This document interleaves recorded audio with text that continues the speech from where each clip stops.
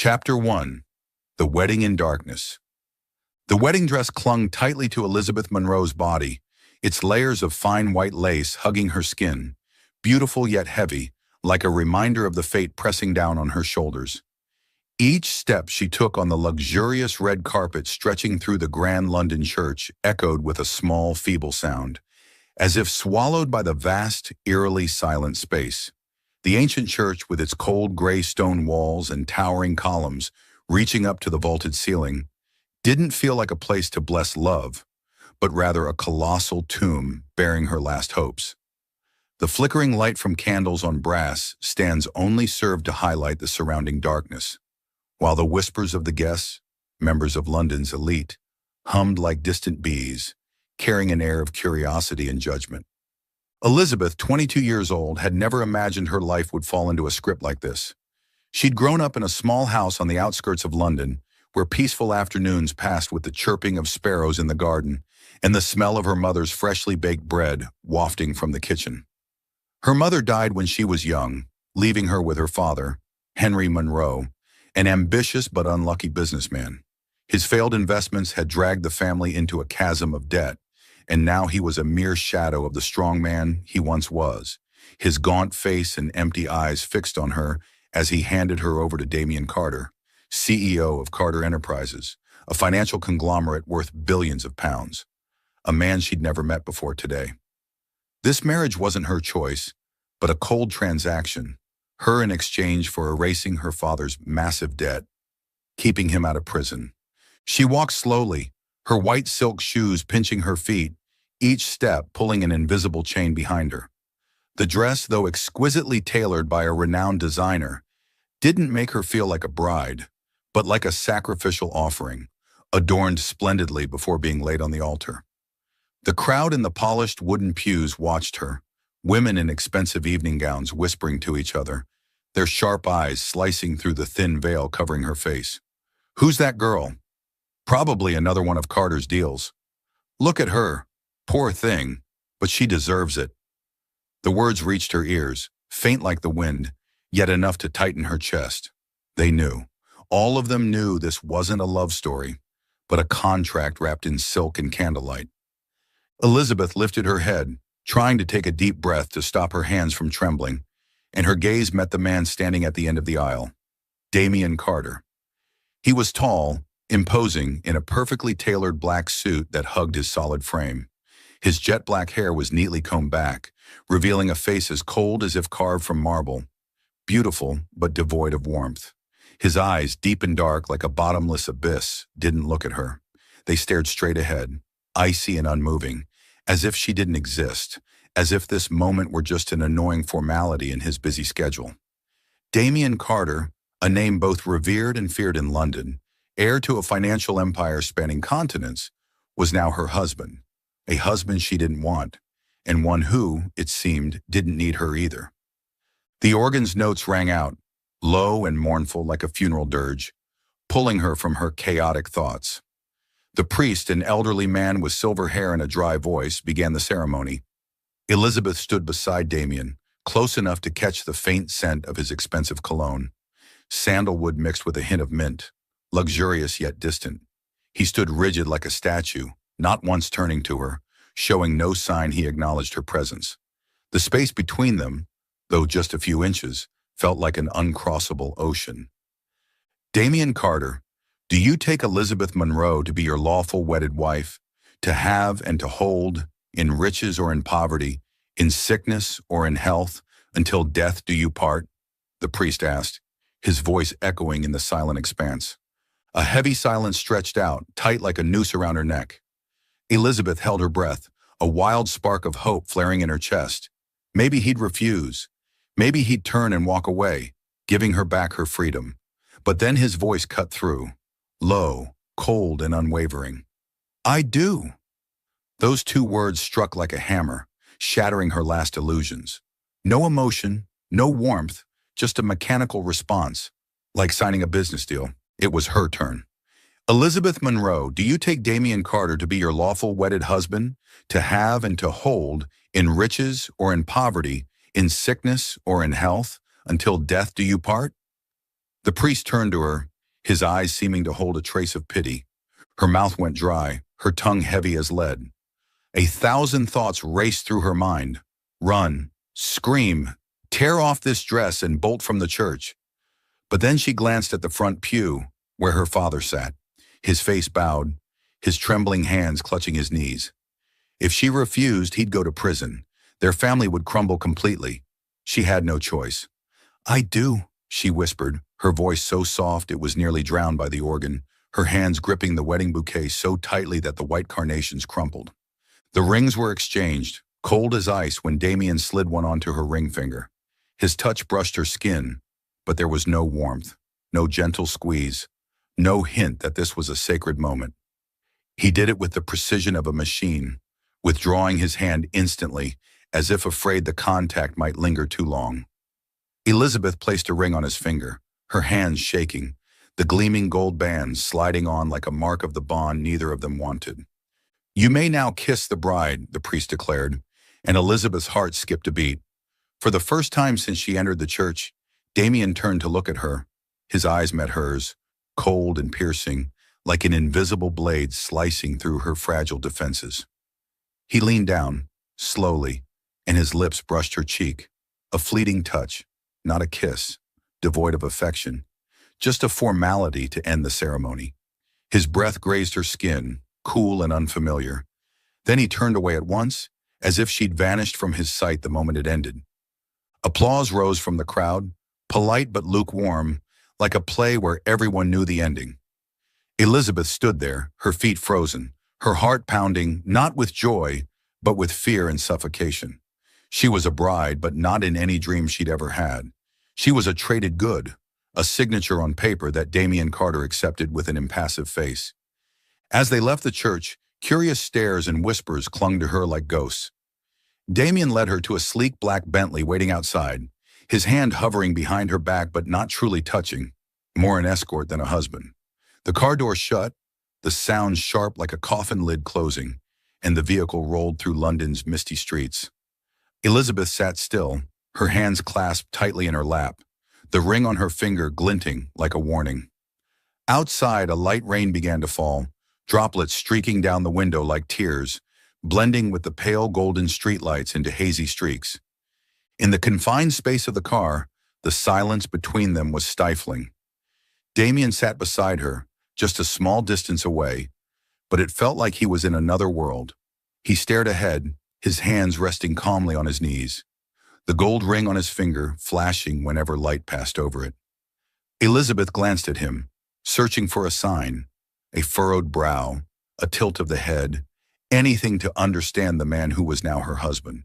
But he remained still, his sharp face expressionless, like a statue carved from ice. She thought he'd stay indifferent, that the night would pass in the coldness she'd braced herself for. She imagined stepping into his home, surely a lavish but soulless place, where he'd leave her in some corner, as he'd done throughout the ceremony. But as the car turned down a narrow street, the streetlights casting a slant across his face, Elizabeth noticed his dark eyes weren't fixed ahead anymore. They flicked to her, just for a moment, so quick she almost thought she'd imagined it. But that look, deep, sharp, and carrying something unnameable, made the air in the car tense, heavy, like an invisible current sparking through. "Where are we going?" she asked, her voice small and trembling, breaking the oppressive silence. It was the first time she'd spoken to him since the vows, and she regretted it instantly when he didn't answer right away. Damien turned his head, looking at her for the first time since they'd entered the car. His eyes locked onto hers, not with a husband's tenderness, but with a cold appraisal, as if weighing whether she was worth his words. "My place," he finally said, his voice low and dry, devoid of emotion. He turned back to the window, as if the conversation ended before it began. But the way he spoke, short, decisive, with a hint of sharpness, sent a chill down Elizabeth's spine. This wasn't a home, she thought, but a domain, a place where he was king, and she was just a stranger stepping in. The car rolled on through London streets, the steady patter of rain on the roof like a mournful tune. Elizabeth looked out the window, watching the towering buildings give way to narrower, quieter roads leading to the city center. She knew they were heading to Damien's penthouse, a place she'd only heard rumors about, luxurious, modern, and as cold as the man himself. But when her gaze drifted to him again, she noticed his hand, once resting calmly on his knee, now clenched tight, the knuckles whitening as if holding something back. It was the only sign he wasn't as detached as she'd thought, and it made her heart beat faster, not with hope, but with a premonition that everything was about to change. They stopped before a skyscraper, the lobby lights spilling out, illuminating Damien's face for a moment. He opened his door, stepped out without a word, then came around to her side. When the door opened, he offered his hand, but not with a husband's gentleness, rather with the stiffness of duty fulfilled. Elizabeth took it, feeling the cold touch of his long fingers, and stepped out. The rain still fell, wetting the hem of her dress, but she didn't feel the cold. Only the growing tension in her chest, signaling that tonight, whether she wanted it or not, wouldn't pass in the indifference she'd expected. Welcome to Soul Stories. Life can be overwhelming, but here we share heartfelt tales to bring you peace, joy, and inspiration. Your support, every comment, like, and follow means the world to us. It motivates us to create more meaningful and uplifting stories just for you. Did our latest story touch your heart? Leave a "I am happy" in the comments if you agree. Subscribe now and be part of a community that spreads love, kindness, and positivity. Let's make every day a little brighter together. Chapter 2. The First Night in Possession. Damien's penthouse perched atop the highest floor of a glass and steel tower in central London, a luxurious yet frigid space as if carved from icy stone. The white marble floor stretched out, so polished it reflected every beam from the modern pendant lights dangling from the lofty ceiling, casting faint, blurred streaks like cuts on ice. The minimalist decor was stark: a long black leather sofa with sharp lines, a low glass table without a single scratch. A few abstract paintings hung on cold white walls, offering no trace of a real home's warmth. Giant glass windows spanning from floor to ceiling opened onto a view of London shrouded in thick fog, where streetlights and towering buildings blurred into hazy dots of light, as if the city floated in an indistinct dream. Elizabeth stood silently in the vast living room, her pristine white wedding dress still clinging to her body, now heavy like a cold reminder of the day she'd just endured. The day she became the wife of Damien Blackwood, a man she knew only through brief encounters, distant glances, and a marriage contract drafted with the ruthless precision of a business deal. Damien stood a few steps away, his tall frame still impeccable in the black suit that had weathered the long ceremony. His gray eyes, sharp as forged steel, slid over her slowly, as if appraising a precious item he'd acquired at an immeasurable cost. He removed his overcoat, his movements deliberate and measured, hanging it on a metal rack near the door, before turning back to her. Light from the crystal chandelier overhead spilled down, highlighting his angular face. The chiseled jawline, thin lips always pressed tight as if concealing all emotion, and eyes deep as a boundless abyss. His voice sounded low and even, but devoid of warmth. "Your room is on the left, second one." No explanation, no smile, just a curt instruction, as if he were addressing a servant rather than his newlywed wife. Elizabeth nodded faintly, her hands instinctively gripping the edge of her dress, trembling fingers trying to maintain calm despite the storm of confusion, anxiety, and vague fear raging within her. She stepped past him, the click of her high heels ringing sharply on the marble floor, each step seeming to widen the distance between them in this vast, empty space. Her private room lay at the end of a dim hallway, smaller than the living room, but still bearing Damien's cold imprint. A large bed with crisp white sheets, not a wrinkle in sight, sat in the center like a solitary island.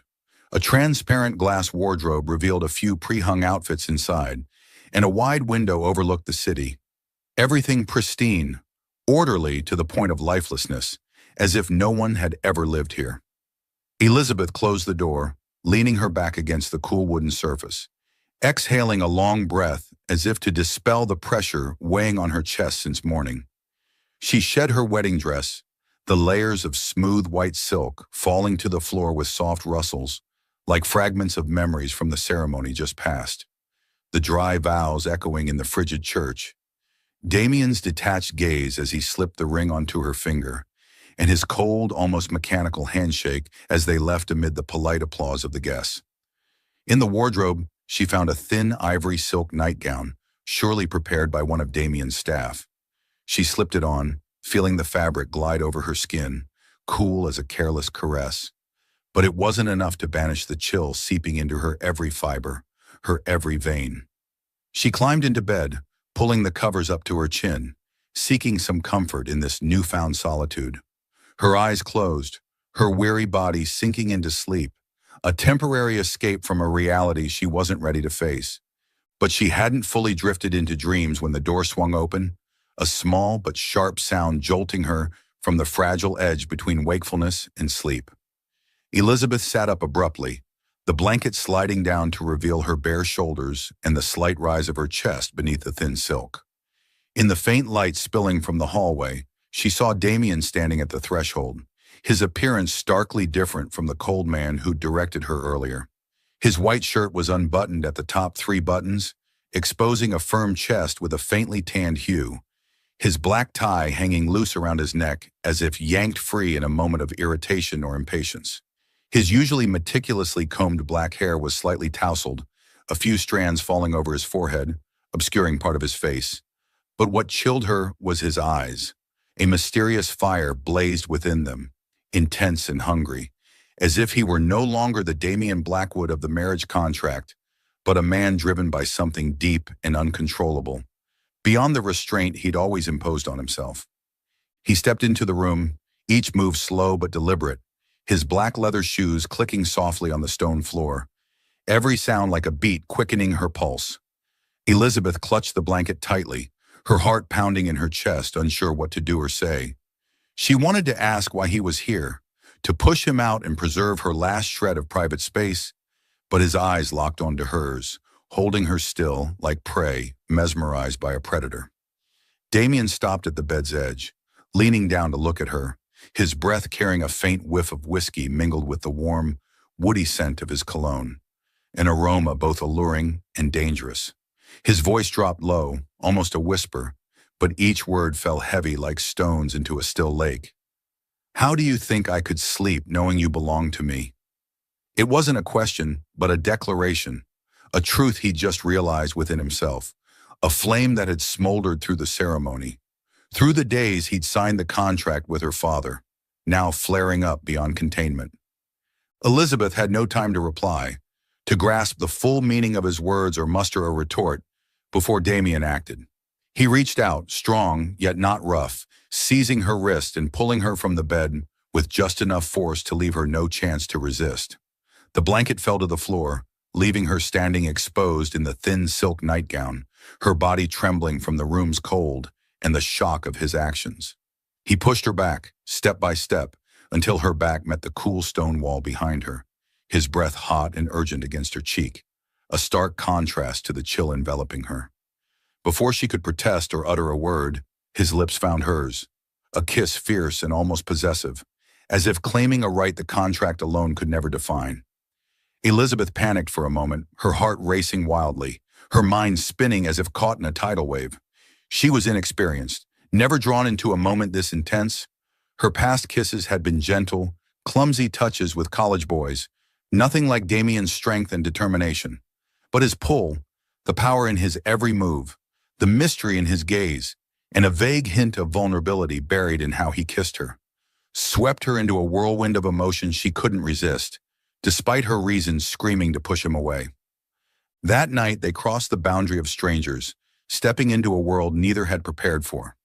The first time Damien was gentler than she'd expected, his hands gliding over her body as if exploring new territory, each touch slow, almost cautious, as if afraid she'd shatter under his strength. Elizabeth, though steeped in fear and awkwardness, gradually relaxed, letting him guide her, letting his warmth chase away the room's cold and the loneliness she'd carried from the ceremony. He whispered her name, Elizabeth, his voice hoarse, as if it now held a new meaning in his mind. She felt his every breath, every gentle caress on her skin, and though her heart still raced with unease, She couldn't deny a part of her was melting under his unexpected tenderness. But the second time, everything changed. Damien grew fervent, like a fire erupting beyond control. He pulled her closer, his hands gripping her waist tightly, each touch brimming with passion and demand, drawing her into a rhythm she couldn't fight. She sensed his strength in every motion, the burning desire in every kiss he pressed to her neck, her shoulders, as if he sought to etch his mark on every inch of her. Elizabeth was swept along, her breath ragged, her body responding instinctively, though her mind lagged behind. She feared his intensity, yet noticed something strange. She held something that made him tremble, made him lose control in every moment he held her. Between urgent breaths, he whispered in her ear, "You don't know what you do to me." His voice strong, yet laced with a fragility she'd never thought he could show. By the final time, when both were exhausted, their union transcended mere possession or passion, becoming a deeper, almost sacred connection. Damien pulled her onto the bed, his arm encircling her waist, holding her against his chest as if afraid she'd vanish if he let go. Elizabeth lay there, their breaths mingling, feeling his heart pound beneath his heated skin, each beat syncing with hers. She looked at him in the dim glow from the wide windows, the city lights filtering in like stray stars amid the thick fog. His eyes, no longer blazing as they had at first, softened, deepening, as if he too were discovering something new within himself. A shift he hadn't anticipated when he entered her room tonight. She realized this night wasn't just him possessing her. She held a power to make this cold man vulnerable, if only in the fleeting moments when he held her tighter than ever. They lay together, silent, with only the steady sound of their breathing and the distant rain echoing through the thick glass. Elizabeth gazed out at London's misty skyline through the window, the flickering lights like the city's sleeping breaths. Her body felt lighter after hours of tension, but her mind remained a tangle, reeling with mixed emotions, fear, surprise, and a hint of something like hope. She understood this marriage was no longer the cold contract she'd envisioned when she signed her name on that white paper with its dry terms.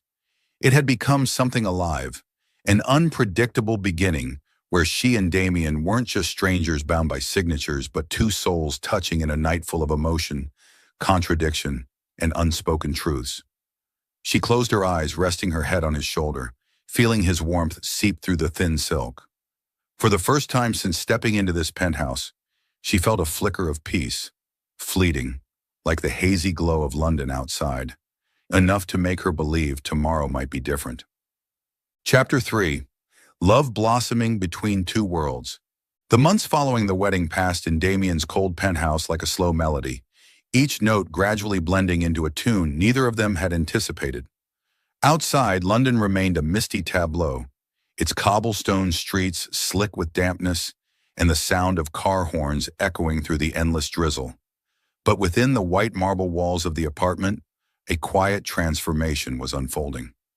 Damien Blackwood, the man once as cold as steel, who had gazed at Elizabeth with icy eyes as if she were merely a clause in their marriage contract, now began to reveal cracks in his frosty shell. Elizabeth noticed it through small, almost unintentional acts that carried profound meaning for her. One early morning, as she awoke in her private room, still steeped in the chill of stone and glass, she found a book on the bedside table, Jane Eyre, the novel she'd mentioned in passing during a brief conversation with him weeks earlier. Its cover was slightly worn, as if bought from a second-hand shop, and inside was a handwritten note in black ink. "For you, D." No explanation, no words from Damien when she asked him later, just a shrug and a fleeting glance as if to say it was no big deal. But to Elizabeth, it was the first ray of light piercing the fog between them. Then came other mornings when she stepped out of her room and caught the acrid scent of burnt toast wafting through the air. Damien, in a white shirt with rolled-up sleeves, stood in the modern kitchen with a scowl, gripping a frying pan as if it were an enemy to conquer. "I'm not good at this," he muttered as she entered, but he still set a plate of charred toast and a cup of black coffee in front of her, an awkward invitation to share breakfast.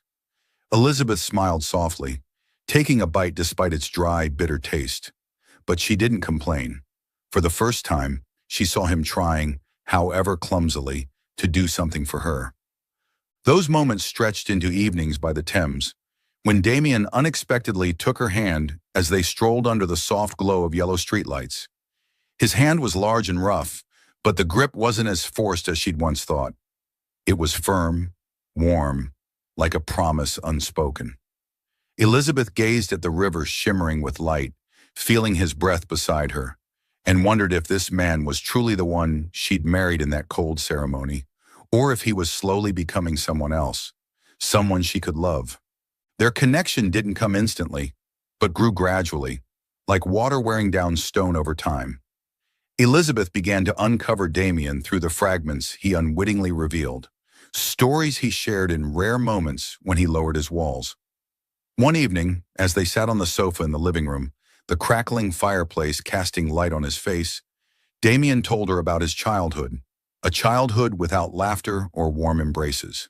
He grew up in a powerful family, where his parents, wealthy but distant entrepreneurs, forced him onto a path he couldn't refuse. "I had no choice," he said, his voice low and distant, his eyes fixed on the flames as if reliving those days. "They wanted me to be the perfect heir. No emotions, no mistakes, no weakness." But the most painful piece of his past was the story of his sister, Emily. 5 years younger than him, a blonde girl with a radiant smile he described as the only sunshine in the house. 10 years ago, on a rainy night when Damien was 22, he drove Emily home from a birthday party. The road was slick, his focus shattered by a phone argument with his father, and the car crashed into a tree. Emily didn't survive. "I heard her scream," he whispered, his hand clenching into a fist, his voice breaking with anguish. "I was supposed to protect her, but I was the one who killed her." Elizabeth sat silently, her heart tightening as she watched rare tears roll down his cheeks. A man who'd never shown a hint of vulnerability before her. From then on, she became the light to soothe his pain. She didn't try to fix him. She knew scars like that never fully healed. But she stayed by his side, listening to him on nights he woke from nightmares, her hand gripping his to pull him from the darkness. In return, Damien became her shield against the harsh world he'd once inhabited. When she faced the prying eyes of London's elite, those who called her the contract bride, or the country girl unworthy of Damien Blackwood, he stood in front of her, his voice cold but resolute. "She's my wife, and I don't want to hear another word." Elizabeth felt that protection, and for the first time, she no longer felt alone in this marriage. They began spending more time together, not just in the penthouse but beyond it. Afternoon walks through Hyde Park, where Damien bought her ice cream despite grumbling it was too sweet, or evenings when he took her to a small theater in the West End to see a play she loved. Slowly, the walls between them crumbled, not through grand declarations, but through small, genuine moments. Elizabeth realized she no longer feared him as she had at first, and Damien, though he never said it, smiled more. Rare smiles, but enough to brighten his cold gray eyes. One stormy night, as London's sky unleashed heavy raindrops that pounded the penthouse's glass windows, everything between them reached a small but meaningful climax. Elizabeth sat on the sofa, Jane Eyre open in her hands, the table lamp's light illuminating her face, highlighting gentle features Damien hadn't noticed in the early days. He entered from his study, sleeves rolled up, hair damp from standing on the balcony for a long while, as if trying to wash something from his mind. He said nothing, just stood there watching her, his eyes deep and filled with an emotion she'd never seen before. Then suddenly he knelt before her, his knees touching the cold stone floor, his hands grasping hers with a gentle desperation. "Elizabeth," he said, his voice hoarse, as if each word fought to escape his throat. "I didn't want this marriage, not at first. It was just a contract, a way to keep everything under control. But now I can't live without you." The confession cut through the armor he'd built over years, exposing the wounded heart beneath. Elizabeth looked at him, her heart racing, silent tears streaming down her cheeks. She said nothing, only leaned down, pressing her lips to his in a tender but certain kiss, a confirmation that she too had fallen for him, this complex, scarred man. The kiss lingered, not fierce like their first night, but deep and sincere, as if they were exchanging a new promise, no longer rooted in paperwork but in their hearts. When they parted, Damien pulled her into his arms, whispering, "I want a family. With you." Elizabeth smiled, nodding, and within her blossomed a dream she'd never dared imagine when she entered this marriage. Months later, she discovered she was pregnant, and when she told Damien on a peaceful morning, he stood still, then knelt again, embracing her with a joy he couldn't hide. "Our child," he whispered, his hand on her belly, and for the first time, Elizabeth saw him smile, a real, unguarded smile that lit up the frigid room. They began dreaming of a happy family, a future where the penthouse was no longer a lavish, empty space, but a true home. Elizabeth pictured a nursery with pale blue walls, a small crib, and laughter replacing the dreary sound of rain. Damien, though not adept at showing it, started making plans. He spoke of buying a house in London's outskirts, where they could raise their child in fresh air, far from the city's smoke and harshness.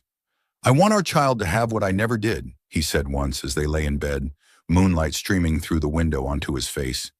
Elizabeth nodded, her hand entwined with his, feeling his warmth like a promise they'd build it together. But just as their love bloomed most vibrantly, shadows from Damien's past began to emerge, silent yet threatening. One evening, as Elizabeth read in the living room, Damien's phone rang from his study. She heard his tense voice through the half-open door. "No, I told you I'm done with that. It ended long ago." When he stepped out, his face was pale, his eyes reverting to the coldness she'd seen in the beginning. "What's wrong?" she asked, her voice worried. But he only shook his head, saying, "Nothing you need to worry about." Yet Elizabeth knew he was hiding something, a secret from his past, a ghost he'd never fully escaped, now quietly menacing everything they'd built. Chapter 4. Bankruptcy and a Fateful Turn.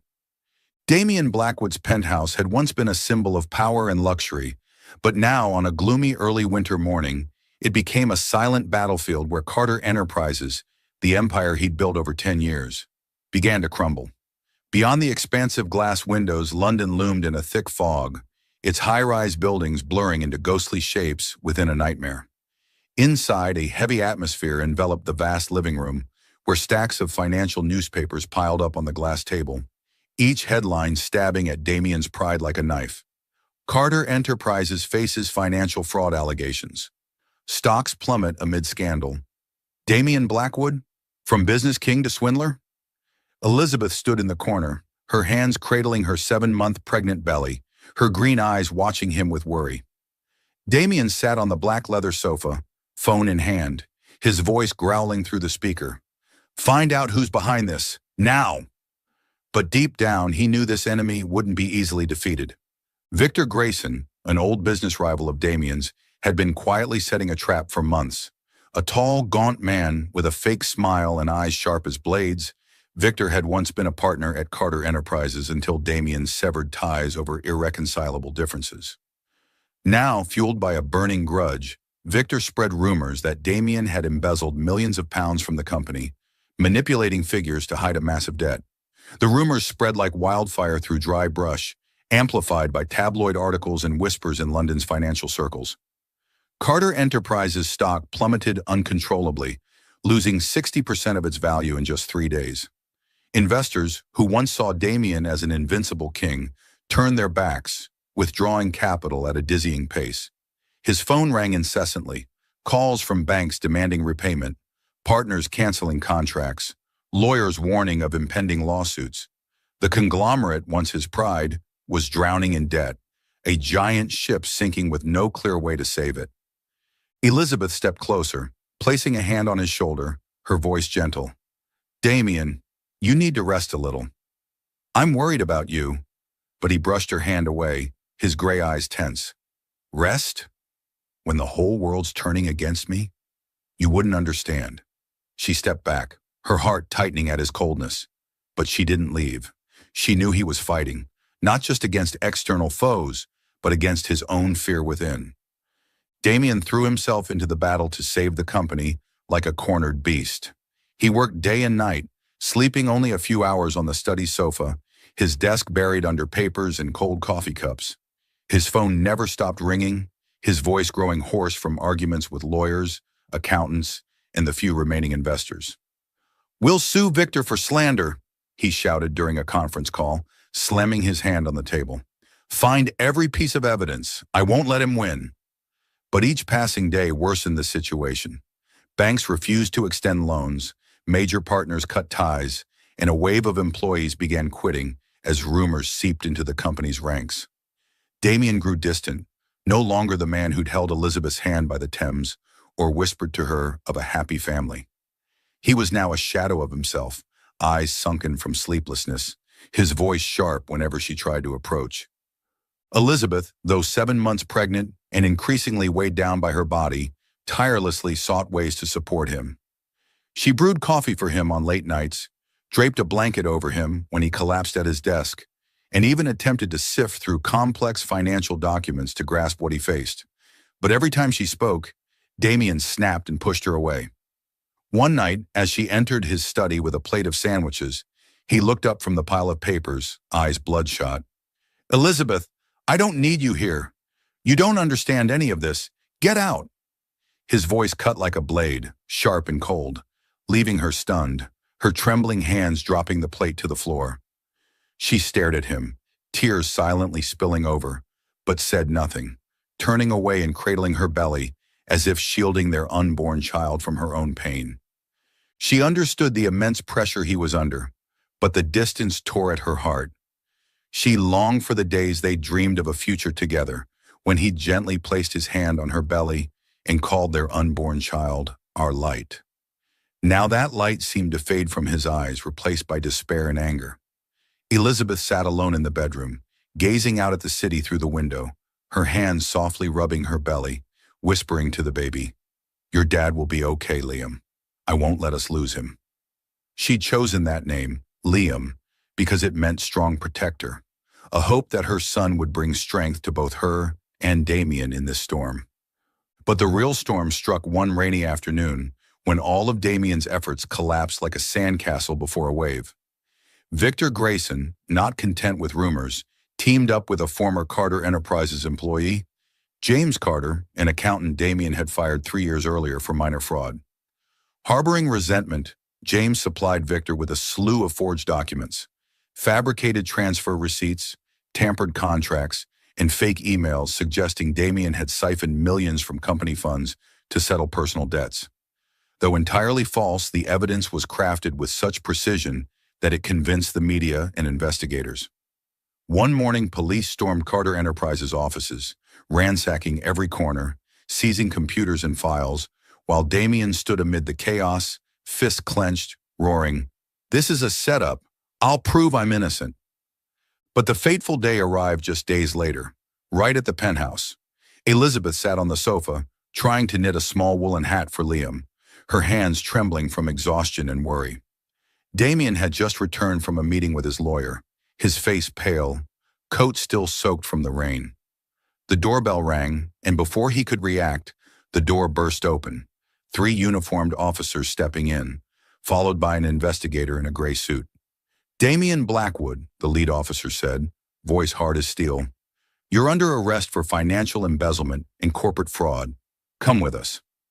Elizabeth sprang up, the hat falling to the floor, her hands clutching her belly, screaming in desperation. "No, he didn't do anything wrong. You've got the wrong person." She rushed to Damien, grabbing his hand, tears streaming down, but he only looked at her, his gray eyes full of pain and helplessness. The police ignored her. They handcuffed Damien, the metallic clink resounding like a final verdict. He didn't resist, only whispering to her before being led away. "Take care of yourself and the baby, Elizabeth. I'll come back." But that promise faded as the door slammed shut, leaving her in the empty room, her sobs mingling with the rain battering the windows. The trial was swift, Victor and James's fabricated evidence overwhelming Damien's lawyer's defenses. He was sentenced to 5 years in prison for a crime he didn't commit, a verdict that sent shockwaves through London. But no one cared about the truth when everyone had turned against him. At the same time, the bank, impatient with Carter Enterprises' debts, seized the penthouse. Elizabeth watched as bank officials sealed the door, her hands clutching a small bag with a few clothes and the copy of Jane Eyre Damien had given her. She had nothing left, no home, no money, only the 7-month pregnancy in her womb and a wordless ache. She was forced to move to a cramped, run-down apartment in East London, a damp neighborhood with stained walls and the sound of arguments drifting from next door. The apartment had one narrow bedroom, a tiny kitchen with a rusted sink, and a window overlooking a trash-strewn alley. Elizabeth sat on the creaking old bed, rubbing her belly, telling herself, "I can do this. For Liam. For Damien." 3 months later, in a crowded East London public hospital, Elizabeth gave birth to a boy amid wrenching pain and a loneliness no one shared. Liam's cries echoed in the shabby delivery room, a sound both fragile and strong, like a beam of light piercing the darkness of her life now. She held him close, tears rolling down as she saw eyes, blue like Damien's, open for the first time. "Liam," she whispered, naming him as she'd promised herself, "You'll be my protector, and I'll protect you." A nurse handed her a plastic bracelet reading Liam Blackwood, which she slipped onto his wrist, a vow that nothing would tear their family apart. Elizabeth returned to the rundown apartment, Liam in her arms, resolved to raise him alone and wait for Damien.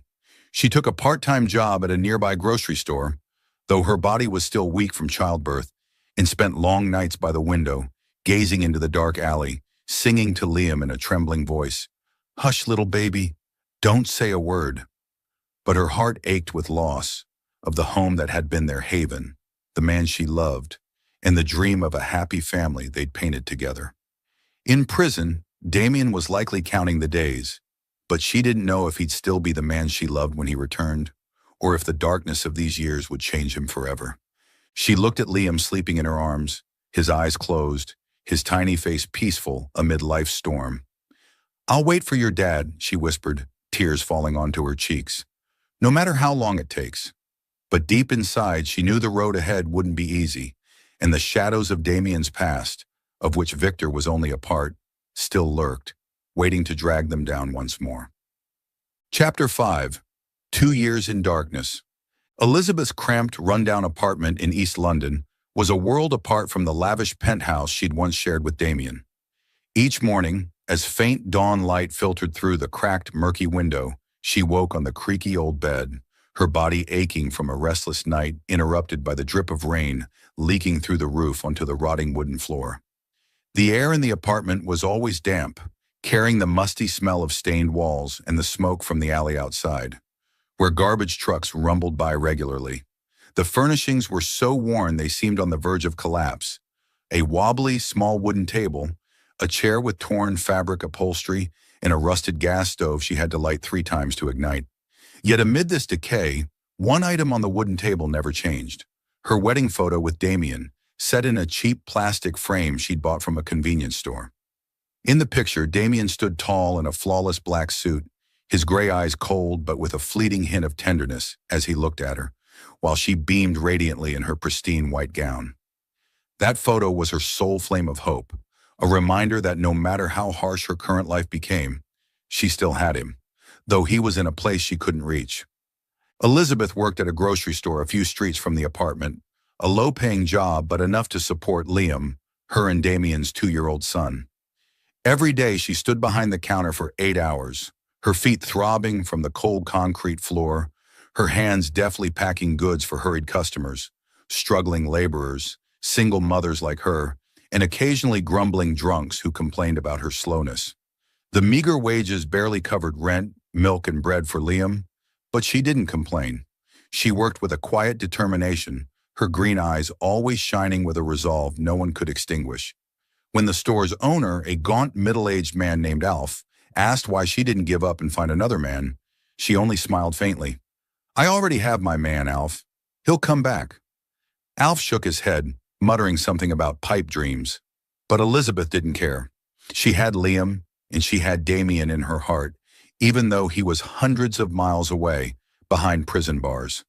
She spent every evening with Liam, playing with him on the tattered rug spread across the floor, singing lullabies she made up, her voice hoarse but warm. "Sleep, my little Liam, under London's sky." Liam, with his black hair and blue eyes just like Damien's, was her only lifeline through these 2 dark years. He'd laugh loudly when she lifted him high, his tiny arms wrapping around her neck, but sometimes he'd fall silent, staring at the wedding photo on the table with a curious look she couldn't answer. She kept Liam close, as if he were the anchor keeping her from being swept away in the storm of her present life. Meanwhile, far from East London, Damien Blackwood lived in a different world, a frigid prison on England's outskirts, where sunlight rarely breached the gray concrete walls. 2 years in jail had transformed him into a different man, no longer the powerful businessman who'd stood atop London's heights. He'd grown thin, his angular face now gaunt, his gray eyes sunken from sleeplessness, and a lingering pain that never faded. The faded gray prison uniform hung loosely on his frame, an insult to the man who'd once worn only bespoke suits from Savile Row. But the worst wasn't the prison's harsh conditions, the tasteless meals, the stone-hard bed, or the shouts of other inmates at night. It was the torment from his cellmates. Damien's wealthy past made him a target in prison. The other inmates, from petty thieves to violent thugs, saw him as the fallen millionaire, a man who deserved punishment for living in luxury while they'd scrape by outside. They mocked him, calling him the king without a throne, and more than once attacked him in the prison's shadowy corners. A punch to the gut as he passed through a hallway, a cut from a makeshift knife on his arm during labor hours. Damien didn't fight back much. He learned to stay silent, to lower his head to survive. But each bruise on his body was a deeper gash in the once inviolable pride he'd carried. He wrote to Elizabeth every week, sitting in his dim cell with a blunt pencil and crumpled paper, each line an effort to cling to his last shred of hope. "Elizabeth, I'm still okay. Take care of Liam and yourself. I'll come back," he wrote. But those letters rarely reached her. The prison's mail system was shoddy, letters lost or held back by guards for unclear reasons. When no replies came, Damien began to lose faith. He sat in the corner of his cell, staring at the concrete wall, wondering if Elizabeth still waited for him. "She's given up on me," he whispered in the dark, his voice faltering with pain and loneliness. He imagined her living a new life, with another man, Liam calling someone else dad instead of him. The thought stabbed his heart like a knife, deeper than any wound from the other prisoners. But Damien didn't know that Elizabeth had never stopped waiting. His letters, though seldom reaching her, were treasures she kept in an old tin box under the bed. She reread them on rainy nights when Liam slept, tears falling silently as she touched his scrawled words. "I'm still okay," she whispered to herself, though she knew it might be a lie he wrote to comfort her. She couldn't visit him. The money from the grocery store only stretched to daily survival, not enough for the long trip to the prison or to hire someone to watch Liam. But she didn't give up. Every day she lived with the hope that he'd return, that they'd be a family again like before. The climax of these 2 dark years came on a frigid winter afternoon, as rain poured relentlessly onto the leaky roof of Elizabeth's apartment. She'd just returned from her shift, clothes soaked, holding Liam wrapped in a thin blanket to shield him from the cold seeping in. The apartment was quiet, save for the rain hammering the tin roof and Liam's soft humming of a children's song she taught him. Elizabeth was warming milk for him when a knock sounded at the door, firm and deliberate, unlike the gentle taps of the neighbor who sometimes brought leftover bread. She opened it, and there stood Victor Grayson. Victor, in an expensive gray suit and a long waterproof coat, looked out of place in East London's squalid alley. His fake smile chilled her, his knife-sharp eyes sweeping over her and Liam with unconcealed contempt. "Elizabeth Blackwood," he said, his voice smooth but venomous. "You look more pathetic than I imagined." She tightened her grip around Liam, her tone firm. "What do you want, Victor?" He stepped inside uninvited, his polished shoes leaving mud on her floor. "I'm here to help you," he said, pulling a thick stack of cash from his pocket and setting it on the rickety wooden table. "You and the kid need money. I'll provide for you. A house, clothes, a good school for Liam. All you have to do is abandon Damien. Publicly say you're done with him." Elizabeth stared at the money, then at Victor, her heart pounding with fury. She set Liam down on the chair, stepping toward him, her green eyes blazing. "Who do you think I am? A dog you can buy off with cash?" Victor smirked. "I think you're practical. Damien won't get out of prison anytime soon. I'll make sure of it. Do you want the kid growing up in this rat hole?" His words cut like a knife, but Elizabeth didn't waver. She snatched the glass of water from the table and flung it at his face, water splashing across his costly suit. "I'd rather die than betray him," she shouted, her voice trembling with anger and tears. "Get out of my house now!" Victor wiped his face, his smile vanishing, replaced by a cold glare. "You'll regret this, Elizabeth. I'll make sure Damien never gets out. You and the kid will have nothing." He turned and walked out, leaving his threat hanging in the air. Elizabeth slammed the door behind him, leaning against the wall, gasping for breath. Liam, now sitting on the chair, looked at her with wide eyes, his childish voice ringing out. "Where's Dad, Mommy?" The innocent question shattered her heart, like a dagger plunging into the pain she tried to bury. She knelt and hugged him, tears spilling over. "Dad's far away, sweetheart, but he'll come back. I promise." That night the rain fell ceaselessly, leaking through the roof and dripping onto the floor, forming a small puddle beside the bed where Elizabeth and Liam lay. She held him as he slept, his tiny body curled in her arms, his steady breathing the only thing keeping her sane amid the storm of pain and despair. The wedding photo on the table blurred in the dim glow of an oil lamp, but she could still see Damien's smile in it, a smile she feared he'd lost in the prison's darkness. "Dad will come back, sweetheart," she whispered, her trembling voice blending with the rain. "I promise." But inside, fear grew quietly. Fear that Victor would keep his threat. Fear that Damien wouldn't be the man she'd loved when he returned. And fear that these 2 years in darkness were just the start of greater trials ahead. Chapter 6. Reunion and a New Beginning. One early spring morning, London's sky finally shed its thick fog, revealing faint rays of sunlight that spilled onto the cobblestone streets. After 2 years confined in the darkness of prison, Damien Blackwood stepped out from behind the heavy iron gate, no longer the powerful man who'd once stood at the pinnacle of Carter Enterprises. He was gaunt, the faded gray prison uniform hanging loosely on a frame once solid. His black hair now long and tangled, brushing his shoulders and partly concealing a haggard face marked by small scars from those harsh days. But his gray eyes, though sunken from sleeplessness and pain, still burned with a fire no one could extinguish.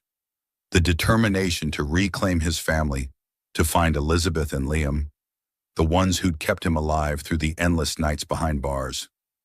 Damien was released early thanks to an unexpected turn. A young lawyer, Michael Reed, who'd worked at Carter Enterprises before its collapse, refused to abandon the fight to clear his name. After months of investigation, Michael uncovered evidence that Victor Grayson had fabricated documents to frame Damien, fake emails, falsified transfer receipts, and the testimony of James Carter, the man who'd betrayed him, all proven false through secret recordings Michael obtained from an inside source. The court reopened the case, and within weeks Damien was declared innocent, Victor arrested for slander and fraud, and James faced charges for perjury. As the prison gate swung open, Damien carried nothing but a small canvas bag holding a few old letters he'd written to Elizabeth, letters he wasn't sure she'd received, and a promise to himself. He wouldn't lose his family again. He stood still under the weak sunlight, breathing the air of freedom for the first time in 2 years, but his mind wasn't there. It had already flown to East London, where Elizabeth and Liam lived. He had no money, no car, only a cheap bus ticket Michael had given him before they parted. "Go find her," Michael said, clapping his shoulder with a smile. "She's been waiting for you a long time." Damien nodded, silent, but inside him surged a wave of emotions. Joy, anxiety, and a vague fear that Elizabeth might no longer need him. He boarded the bus, sitting in the back row, peering through the cloudy window as the city rolled by. Each street bringing him closer to the family he'd dreamed of 1,000 times in those lonely nights behind bars. East London appeared before him with its narrow alleys, weathered buildings stained with age, and the mingled smells of exhaust and dampness from recent rains. Damien stepped off the bus, his tattered shoes squelching on the wet pavement, his hand gripping the canvas bag as if clinging to his last ounce of strength. He'd gotten Elizabeth's address from Michael, a small apartment in the impoverished neighborhood she'd moved to after the penthouse was seized. When he found the low-rise building with peeling paint on its walls, his heart pounded, each step up the rotting wooden stairs stretching the anticipation and worry within him. At the door of apartment number 7, Damien paused, his hand trembling as it rested on the chipped wooden surface. Through a small crack, he heard Elizabeth's voice, a gentle, hoarse lullaby, warm despite its roughness. "Sleep, my little Liam, under London's sky." Her voice washed over him like a balm, soothing the bleeding heart he'd carried for 2 years. He leaned in, peering through the gap, and the sight before him brought tears he couldn't hold back. Elizabeth sat on an old chair, Liam cradled in her lap, his eyes closed in sleep, his messy black hair resting against her chest. She wore a thin, threadbare sweater, her face thinner but still gently beautiful as the day he'd first met her.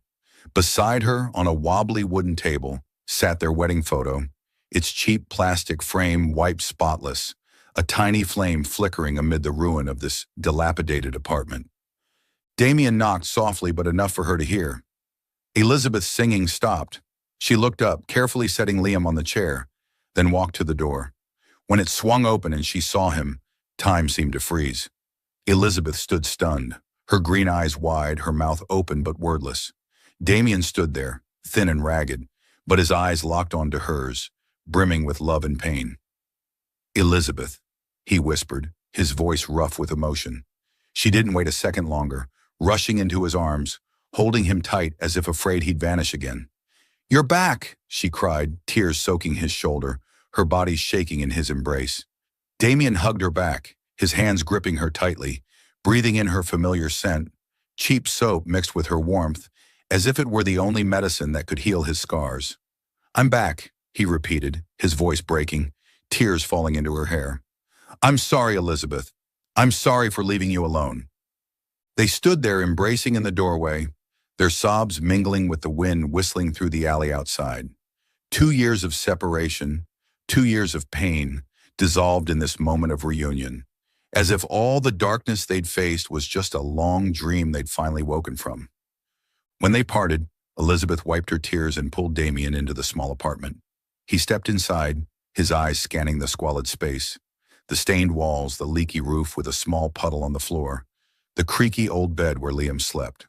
But his gaze stopped when he saw the boy, his heart pounding as if it might burst.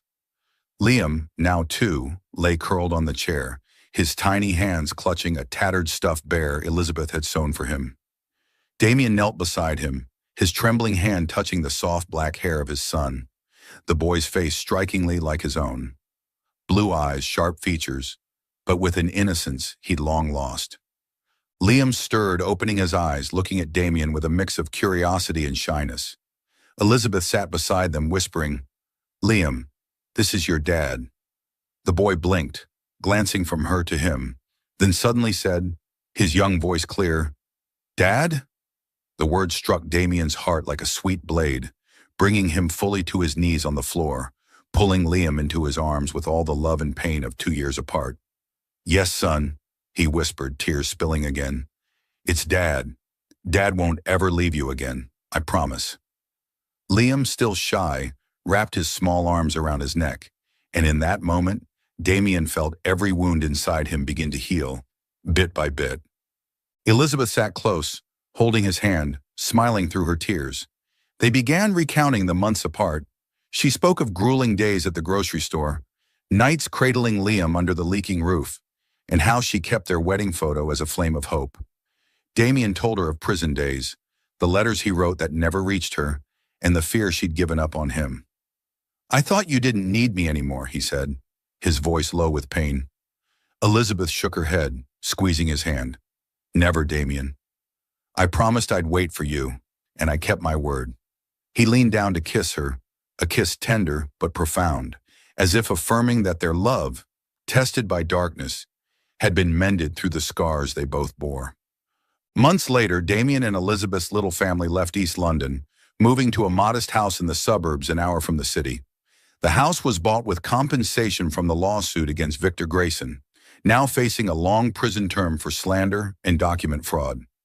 It was a simple wooden home with a red-tiled roof, surrounded by a small garden of weeds and lavender. Elizabeth began tending. Gone was the penthouse's grandeur, but it was a true home, where Liam's laughter rang out instead of dreary rain, where sunlight streamed through wooden windows instead of the city's cold lights. With Michael's help, Damien opened a small coffee shop in the nearby town, naming it Liam's Brew. He stood behind the counter daily, brewing coffee with a charming clumsiness Elizabeth once teased him for, but customers loved his sincerity. Elizabeth, meanwhile, started teaching local children at home, turning the small living room into a colorful classroom with a blackboard and books. She taught them to read, write, and shared stories she'd once told Liam, her eyes lighting up whenever the kids laughed. Together with Liam, they built a simple but fulfilling life. Each evening, Damien and Elizabeth sat on the porch, watching Liam romp in the garden, chasing butterflies or tumbling onto the grass with peals of laughter. He held her hand, whispering, "I never thought I deserved this. You and Liam." Elizabeth smiled, resting her head on his shoulder. "We deserve it, Damien." After everything, we found each other. Under the clear suburban sky, they were no longer a millionaire and a contract bride, but a family, a new beginning forged from the shards of their past, bound by love and unyielding resilience.